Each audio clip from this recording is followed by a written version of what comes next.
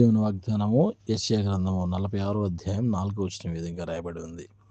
ముదిమి వచ్చే వరకు నిన్ను ఎత్తుకునివాడును నేనే, తల వెంట్రుకలు నెరవ వరకు నిన్ను ఎత్తుకునివాడును నేనే. నేనే చేసి ఉన్నాను, చంకబెట్టుకునేవాడును నేనే, నిన్ను ఎత్తుకొనుచు రక్షించువాడును నేనే. ఆమేన్. Praise the Lord. ప్రియమైన దేవుని బిడ్డలారా, 2026 సంవత్సరం మార్చి నెల 17వ తారీఖున దేవుడిచ్చిన వాగ్దానం మనం చూసినట్లయితే, ముదిమి వచ్చే వరకు, మన చివరి గడియ వరకు కూడా మనల్ని ఎత్తుకునేవాడు యేసయ్య.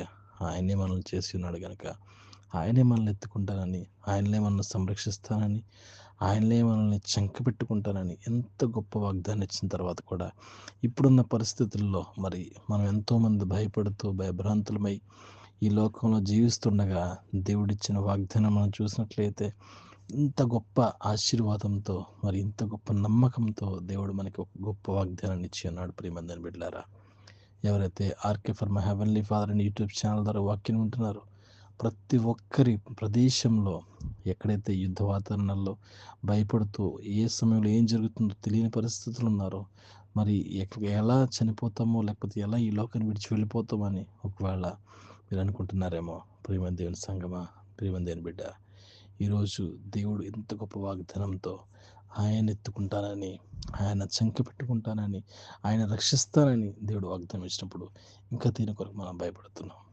ఇంకా ఎందుకు మనం భయపడాల్సిన అవసరం? ఒకవేళ నువ్వు సిద్ధపడలేదా? దయతో ప్రియమైన బిడ్డ, ఈరోజు ఈ క్షణమే సిద్ధపడవలసిందిగా ప్రభుపేట మనం చేస్తున్నాను. నీ జీవితంలో ఇంకా గనక దేవుని కనుక సొంత రక్షకునిగా అంగీకరించకపోతే అప్పుడు నువ్వు భయపడవలసిన వారమే ఉన్నావు. ఒకవేళ నువ్వు రక్షణలోకి రాకుండా, బాప్తిస్మ సాక్ష్యంలోకి వెళ్లకుండా ఇంకా ఉన్నట్లయితే దేవుడు ఇదే సమయం, ఈరోజే ఈ క్షణమే ఒక తీర్మానం తీసుకోవాల్సిందిగా ప్రభుపేట మనం చేస్తున్నాను.